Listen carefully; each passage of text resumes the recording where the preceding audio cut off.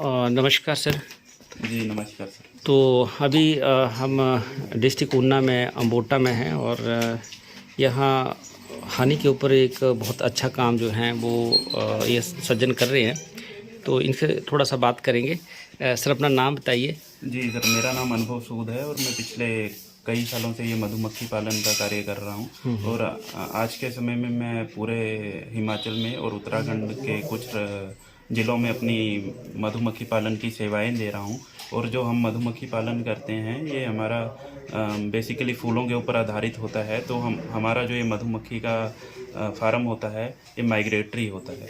तो गर्मियों के दिनों में हिमाचल में रहता है। तो ये कहानी इस तरह से शुरू होती है कि मार्च अप्रैल के दिनों में यह ऊना के गुगलैहड़ गांव में होता है और अप्रैल के बाद जून जुलाई में यह कुल्लू मनाली में स्थित बंजार में ये फार्म हमारा माइग्रेट होता है। उसके बाद हम इस फार्म को दोबारा से ऊना की तरफ ले आते हैं। और सर्दियों के समय में हमारा जो मधुमक्खी का फार्म है वो राजस्थान विजयनगर की तरफ हम भेज देते हैं। और जो हमारा पूरे साल का एक साइकिल है वो इस तरीके से चलता है कि जो भी हम मधुमक्खी पालन से हम उत्पादन लेते हैं तो वो कुछ इस प्रकार हैं। अभी मैंने अपने आगे कुछ सैंपल रखे हुए हैं। तो इसमें सबसे पहले हम शुरू करेंगे सरसों के शहद से। तो ये आप देख रहे हैं कि ये जो सरसों का शहद है सफ़ेद रंग में आपको दिख रहा होगा। तो ऊपर से थोड़ा सा लिक्विड और नीचे से ये आपको जमा हुआ दिख रहा होगा। इसकी वजह यह है कि जो शहद की कंपोजिशन है, शहद में ग्लूकोज, फ्रैक्टोज, माल्टोज, ग्लेक्टिन ऐसे एलिमेंट होते हैं जिनके मिलने से शहद बनता है। तो क्या है, ये जो सरसों के शहद में ग्लूकोज की मात्रा ज़्यादा होने की वजह से सरसों का शहद निकलने के 24 घंटे के बाद जम जाता है। जमने की भाषा में दानेदार स्थिति में आ जाता है। तो हम इसको धूप में रख के एक गर्म पानी में कांच की बोतल को डाल के ये शहद लिक्विड हो जाता है। तो बेसिकली ये शहद इंडियन मार्केट में एक्सेप्टेबल नहीं है क्योंकि ये जमा हुआ होता है और इंडियन मार्केट में इतनी ज़्यादा अवेयरनेस नहीं है इस शहद को। लोगों की यह एक भ्रांति है, गलत धारणा है कि जो शहद जम जाता है वो नकली है। उसमें जो मधुमक्खी पालक है वो चीनी की मात्रा मिक्स करते हैं। और इसी तरीके से अभी मैं इसको रखता हूँ। इसके साथ ये हमारा, आप ध्यान से पढ़ सकते हैं, सैफरॉन कश्मीर हनी है। तो ये हमारे श्रीनगर का शहद है, जो श्रीनगर का उत्पादन है, जो केसर के फूलों से मधुमक्खी ने प्राप्त करके जो शहद तैयार किया है ये श्रीनगर का है। आप ध्यान से देख सकते हैं ये शहद पूरी तरह से शुद्ध है। और इसमें भी आप नीचे की तरफ देख सकते हैं दानेदार स्थिति बनी हुई है शहद में। तो जो शहद का जो जमना है वो इन बातों से आधारित करता है कि मधुमक्खी ने किन फूलों से मधु रस लिया है और उससे शहद तैयार कर लिया है। ये आप देख सकते हैं, ये हमारे ऊना का मल्टी फ्लोरा शहद है। इसमें कड़ी पत्ता, बड़ा, गांदड़ा, बसूटी, सफ़ेदा, ये सब का जो मिश्रण होता है, इन सब फूलों के रस का जो मिश्रण होता है उस रस से ये शहद तैयार हुआ है। तो जंगली फूल होने की वजह से इसमें जो ग्लूकोज की मात्रा होती है वो कम होती है। इस वजह से इसका जो जमना है वो बहुत ही कम या लिमिटेड होता है। सर्दियों के दिनों में ये थोड़ा सा बॉटम से थोड़ा सा जमता है। तो इसको धूप में रखने से, गर्म पानी में रखने से लिक्विडिफाई हो जाता है। वैसे ही हमारे ऊना में ही ये एक खैर का शहद होता है। इसकी जो ये बहुत ही कम गाढ़ा होता है। इसमें जो पानी की मॉइस्चर की मात्रा होती है वो एक्सेस होती है। इस वजह से ये फर्मेंट हो जाता है शहद। इस शहद का जो मार्केट है वो फार्मास्यूटिकल कंपनियों में, इसको दवाइयाँ बनाने वाली कंपनियों में दिया जाता है।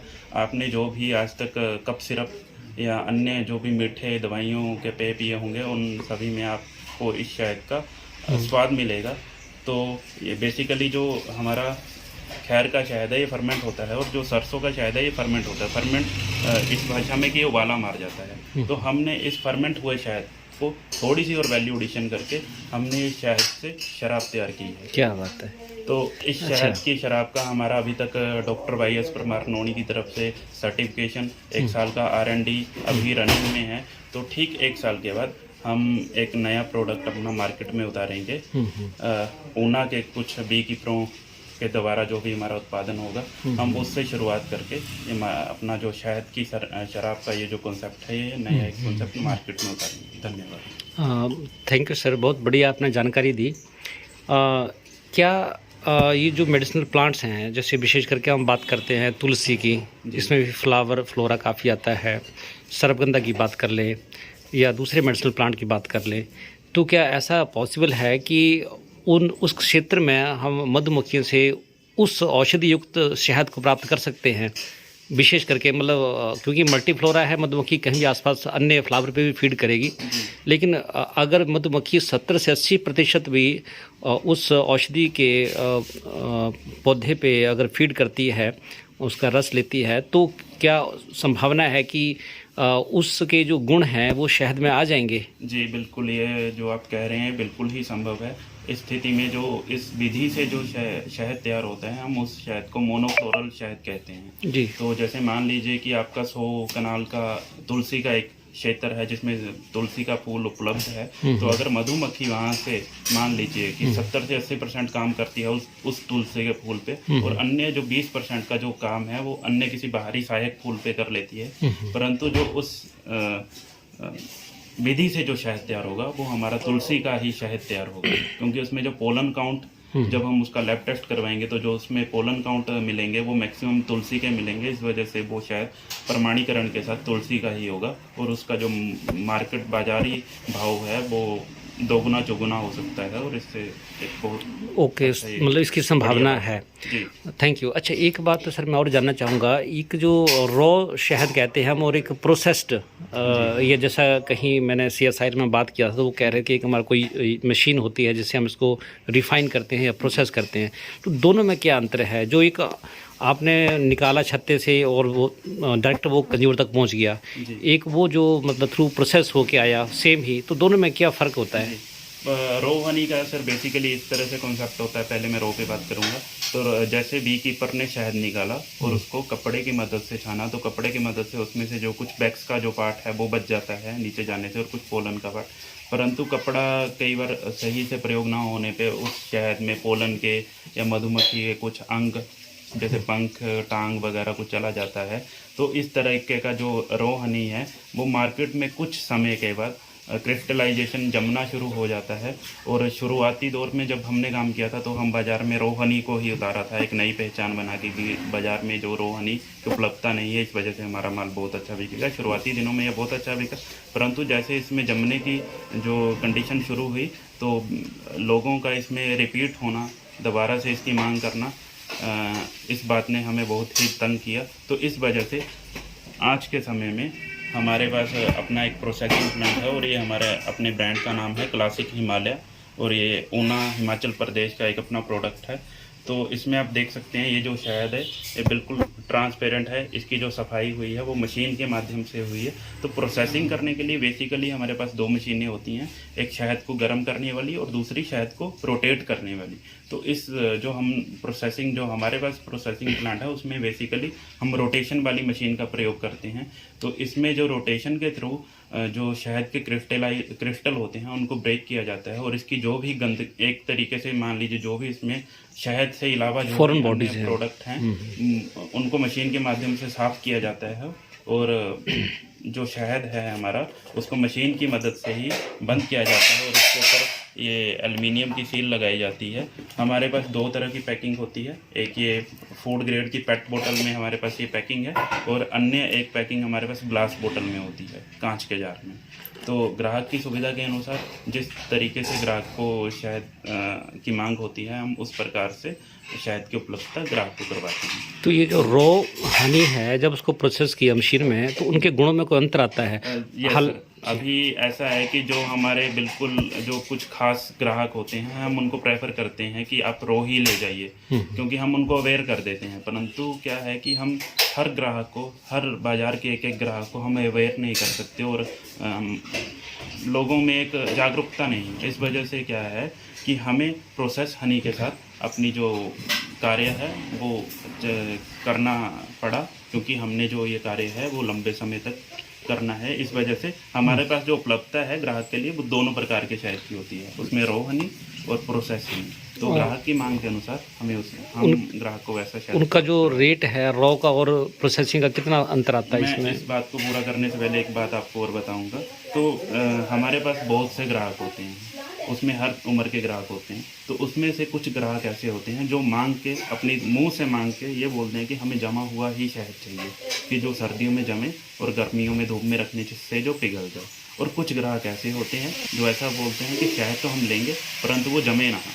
तो इस कंडीशन में हमारे पास वो दोनों शहद की उपलब्धता रहती है। परंतु जो भी हमारे पास प्रोसेस हनी भी है तो उसमें हमारी तरफ से 1% का कोई ऐसा चाइनीज़ सिरप का कोई या कॉर्न सिरप का या राइस सिरप का कोई भी ऐसा प्रयोग नहीं किया जाता है। इसका हमारे पास एक प्रमाणीकरण है, तो वो प्रमाणीकरण हम अपने ग्राहक को साबित कर सकते हैं।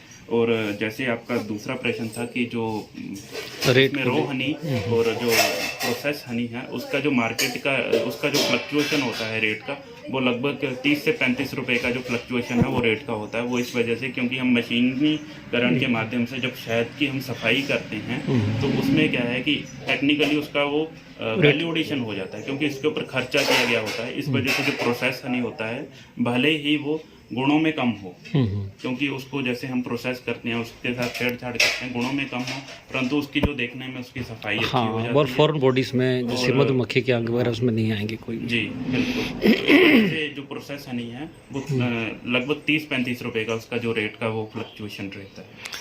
तो सर अभी मतलब आपका ये नेटवर्क जैसे आपने बताया काफ़ी जगह आप इसको सप्लाई कर रहे हैं और काफ़ी कस्टमर आपके हैं डिफरेंट तरह की रुचि के।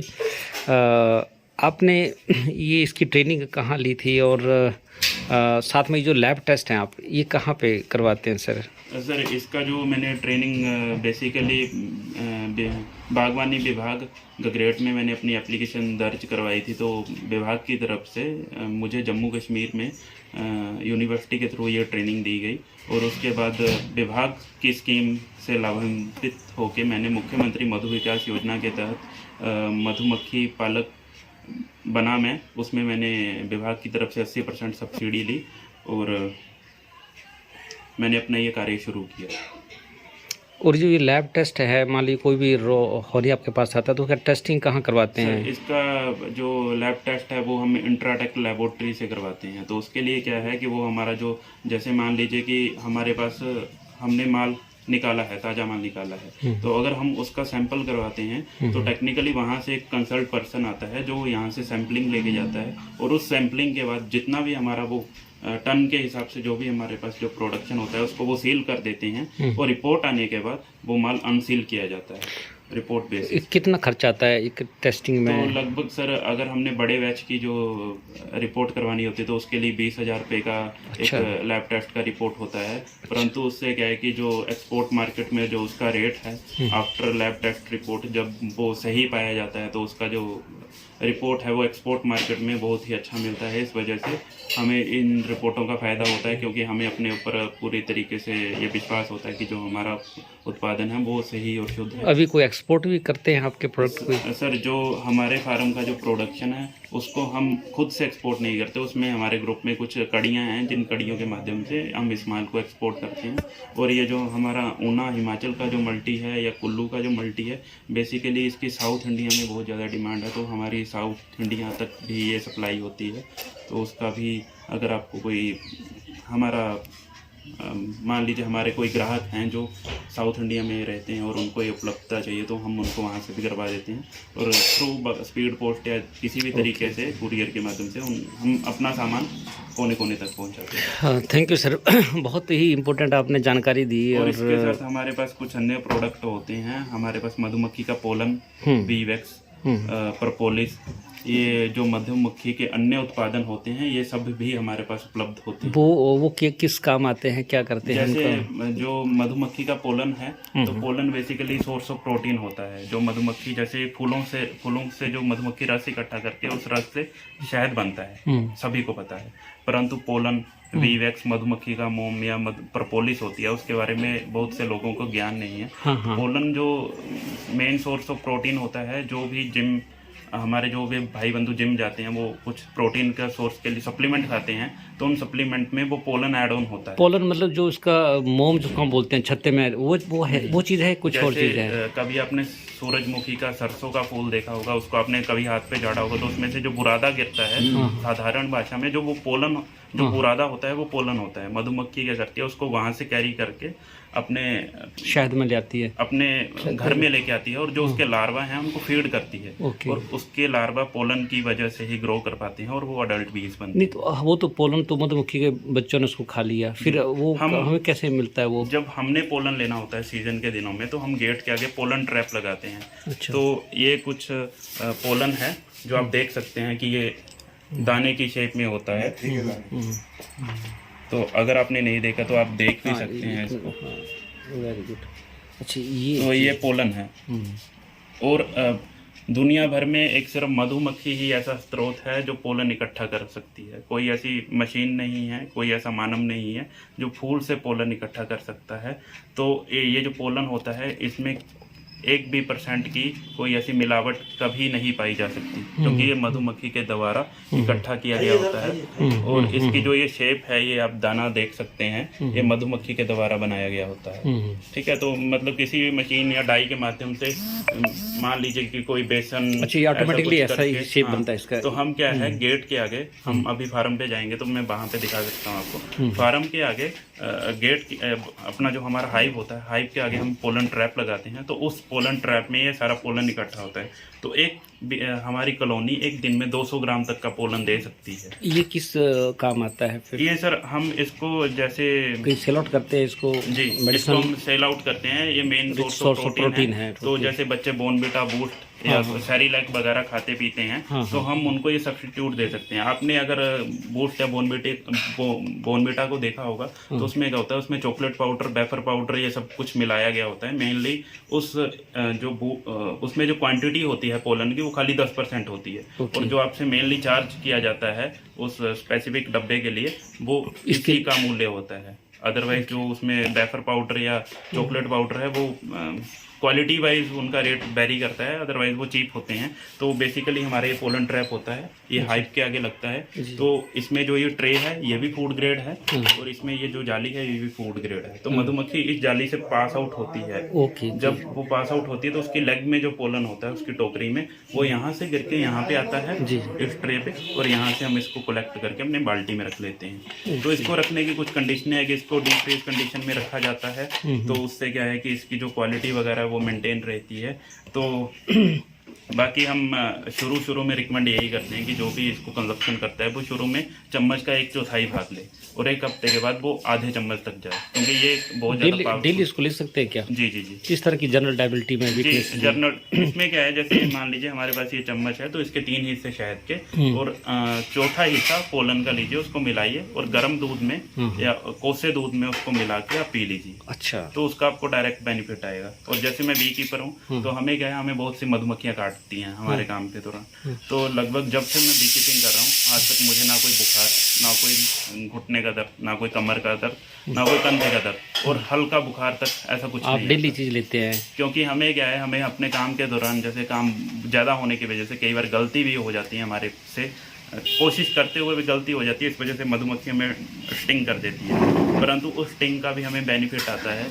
तो टेक्निकली उसको एपिस थेरेपी बोलते हैं। जिन लोगों को गठिया या जोड़ों का दर्द या घुटनों का दर्द, कमर दर्द वगैरह होता है, एपिस थेरेपी, हाँ, तो उसके लिए एक 7 दिन का कोर्स होता है। उन 7 दिनों के कोर्स में हम उस जो भी हमारा पेशेंट है उसकी थेरेपी करते हैं, हम फ्री ऑफ कॉस्ट करते हैं। उसके लिए हमारे पास बहुत से ऐसे पेशेंट हैं। अभी एक आज ही गए हैं चंडीगढ़ से, वो आए थे अपनी छुट्टी लेके, तो हमारे वो रिलेटिव थे, हमने उनका फ्री ऑफ कॉस्ट किया है। तो अभी उनको जो रिजल्ट है उसका, उनका 7 दिन का कोर्स पूरा हो गया है। एक मिनट रोकूंगा आपको। एपिस थेरेपी, इसमें पर्टिकुलर कुछ डिजीज के नाम लेंगे जिसमें ये इफेक्टिव है? गठिया है सर, या जोड़ों का दर्द है, कमर दर्द है, तो उसमें मधुमक्खी से वहीं पर ठीक करवाएंगे? जैसे मान लीजिए आपको घुटनों में दर्द है, जैसे मान लीजिए कि आपको या मेरे को घुटनों में दर्द है, तो मैं हम क्या करते हैं, मधुमक्खी को मधुमक्खी से डायरेक्ट घुटने के ऊपर स्टिंग करवाते हैं। जो उसका वेनम है उसको घुटने के ऊपर ही रहने देते हैं, हम उसको उखाड़ के निकालते नहीं हैं। तो उससे क्या टेक्निकली थेरेपी होती है। उस थेरेपी का एक कोर्स है। उस थेरेपी के माध्यम से जो आप दवाइयाँ खाते हैं हज़ारों रुपए की, ठीक है, तो उससे आप छुटकारा पा सकते हैं और सही से स्वस्थ हो सकते हैं। ये तो बहुत ही आपने विशेष बात बताई। तो इस तरीके से मतलब बी कीपिंग से जो बहुत सारे दोनों तरह से सर इनकम है। ओके। अच्छा, इसमें बताइए मेरे को बात, ये प्रोपोलिस का नाम सुना मैंने, B propolis is very famous I think word, क्या चीज़ है ये? टेक्निकली यूज होता है वो जैसे आपका टूथपेस्ट या नहीं है क्या बी प्रोपोलिस क्या है ये? पोलन प्रोपोलिस का sir different from pollen grains और काइंड ऑफ पोलन ग्रेन्स, ये जो आपने बी बताया। प्रोपोलिस होता है, मधुमक्खी पेड़ों पे जाती है, पेड़ों के तनों पे कुछ बूंदें होती हैं, नए जो पत्ते निकलते हैं, कुंबड़े बोलते हैं हम अपनी देसी भाषा में, उन कुंबड़ों के ऊपर कुछ मोती जैसी कुछ बूंदें होती हैं, उन बूंदों को चुन के मधुमक्खी अपने घर में लाती है और जो भी उसके घर में दरारें वगैरह होती हैं उनको भरती है, और मधुमक्खी को बेसिकली दस्त की बीमारी लगती है तो मधुमक्खी उस प्रोपोलिस को खा के अपनी दस्त की बीमारी सही कर लेती है, और बाकी बाहरी बीमारियों से बचने के लिए वो प्रोपोलिस अपने घर को पैक रखती है। तो हम जब प्रोपोलिस एक्सेस होता है मस्टर्ड के सीजन में या बरसात के दिनों में, तो उस समय उस प्रोपोलिस की एक्सट्रैक्शन करते हैं through propolis sheet. Okay, through propolis sheet उसका एक इक्विपमेंट है, तो वो प्रोपोलिस हमारा बिकता है। हम उस प्रोपोलिस को भी डायरेक्ट रिफाइन करके कंजप्शन कर सकते हैं, खा भी सकते हैं उसको। आपके पास अवेलेबल है क्या? देखना हो तो ये अभी प्रोपोलिस। सर प्रोपोलिस के लिए हमें फार्म पे हम जाएंगे, विजिट करेंगे तो मैं आपको फार्म से वो प्रोपोलिस दिखा सकता हूँ। जी थैंक यू सर। हमारे पास अभी प्रोपोलिस निकालने वाला वो शीट होगा, वो शीट दिखा देता हूँ मैं आपको। ओके, तो ये पोलन ग्रेन, बी प्रोपोलिस, ये शहद के अलावा जो एडिशनल चीजें हैं, और जी, बी वीवैक्स वीवैक्स का क्या से हम मोमबत्तियां बनाते हैं। मोमबत्तियों के साथ हम जो ये कुछ जैसे आपका जो लकड़ी का फर्नीचर है उसको पॉलिश करने के लिए हमारे पास एक पॉलिश तैयार किया जाता है। अगर आप उस पॉलिश को एक बार करते हैं तो जो आपका फर्नीचर है वो काफी लंबे समय तक शाइन करता है। अच्छा। और ये टेक्निकली एक शीट है जिसको हम प्रोपोलिस शीट बोलते हैं। तो जो वीज हैं वो इसके ऊपर प्रोपोलिस लगा देती हैं और हम टूल के माध्यम से यहाँ से प्रोपोलिस सारा स्क्रैप करके। ये क्या चीज है? ये कैंडल है सर। अच्छा अच्छा, दिखाओ जरा।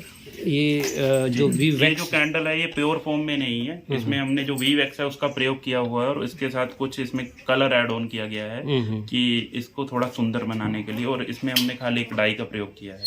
ये मतलब आपने खुद बनाया है? जी, जी। किसने बनाया ये सर ये मेरे माता जी हैं, उन्होंने बनाया हुआ है ये। अच्छा अच्छा अच्छा, जी बहुत अच्छा, वेरी गुड। बहुत आप अच्छा ये भी सर ये हमने ये किसी सांचे के माध्यम से नहीं, गिलास तो के ये जो वैक्स है उसको कुछ रिफाइन करना पड़ता है? नॉर्मल रिफाइन किया होगा आपने तभी ये मतलब मेल्टिंग फॉर्म में है ना, तभी तो बड़ा हार्ड होता है वो कुछ। तो क्या है कि जो हम जब हम मैं आपको फार्म पे जाएंगे हम, तो मधुमक्खी क्या है कि बेसिकली जब बाहर से नेक्टर लेके आती है तो उसको जब वो एक्सेस हो जाता है तो उसकी सीलिंग कर देती है। जैसे फ्रेम होता है तो फ्रेम के ऊपर वो मधुमक्खी उसको सीलिंग कर देती है। मैं कुछ आपको फोटो वीडियो दिखा सकता हूँ उसके लिए। तो उस सीलिंग से जब हम मान लीजिए जैसे ये हमारे पास छत्ता है, इसका हमने शहद निकालना है तो उस सीलिंग को हम काटते हैं, ठीक है, और उससे शहद निकाल देते हैं। जो हमारे पास सील फ्रेश सील बचती है उसको हम प्रोसेस करके उससे वैक्स बनाते हैं। और वैक्स लेने के लिए हम मधुमक्खी के जो छत्ते हैं उनको स्क्वीज नहीं करते, अच्छा, तोड़ते नहीं हैं हम उनको, क्योंकि एक छत्ता मधुमक्खी को दोबारा से तैयार करने के लिए 4 से 5 किलो शहद लगता है। ये वी वैक्स है जो सील कॉम है उनको काटने के बाद बचते हैं। इनको सील बंद किते ना ये। अच्छा अच्छा, ये देखो इतना पतला होता है, ये जो इनके दादाजी के हाथ में इतनी पतली सील होती है। अच्छा अच्छा, सील इंज ना लाला जी बथेरे बनाओ बड़े हाँ बनाओ बड़े काम भी करते बड़े परे मजबूत जी।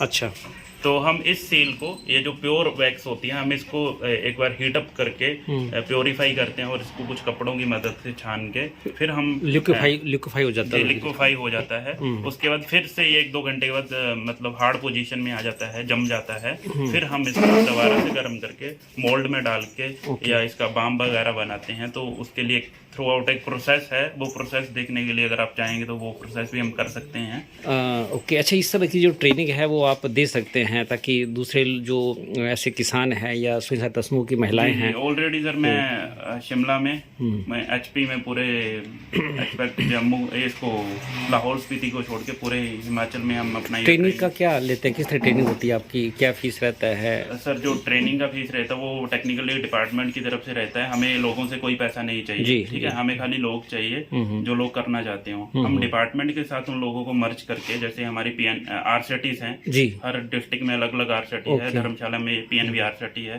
शिमला में यूको आरसीटी है, ठीक है। तो हर एक जिले में सेट्टी के माध्यम से आपकी RCT ट्रेनिंग के माध्यम इनवाइट से कर सकते हैं ना। और हर एक जिले में अलग अलग तरह के एनजीओ वर्किंग। कितने दिन की ट्रेनिंग रहती है एवरेज तो आप? सर आरसीटी में जो ट्रेनिंग मॉड्यूल है वो 10 दिन का 10 रहता दिन है। का। इसमें 7 दिन की टेक्निकल ट्रेनिंग रहती है और 3 दिन का एक बैंकिंग ईडीपी प्रोग्राम होता है, ओके, जिससे क्या है कि एक नए लोग को एक अच्छा एंटरप्रेन्योर बनने के लिए उसको एक मॉडल दिया जाता है, तो उस पर वो काम करता है। अदरवाइज एनजीओज के थ्रू हमारे बहुत से प्रोग्राम किए जाते हैं, तो एनजीओज के लिए भी मैं कंसल्टेंसी करता हूँ। हिमाचल की बजाय मैं उत्तराखंड में भी ये कंसल्टेंसी प्रोग्राम करता हूँ, जिसमें हमारे पास बहुत से वुमेन बी कीपर हैं और मैन बी कीपर हैं। मर्द पुरुष, महिला और पुरुष दोनों हैं जो मधुमक्खी पालन करते हैं और इसके IRTs कर रहे हैं। ठीक है, धन्यवाद सर। बहुत बहुत बढ़िया और बड़ी विस्तृत जानकारी दी आपने, इसके लिए शुक्रिया, धन्यवाद सर।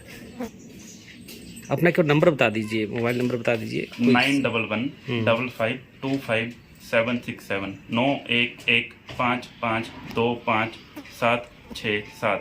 और अपना नाम बता दीजिए। और मेरा नाम अनुभव सूद है और मेरा एक दूसरा अन्य नंबर है 9015173669।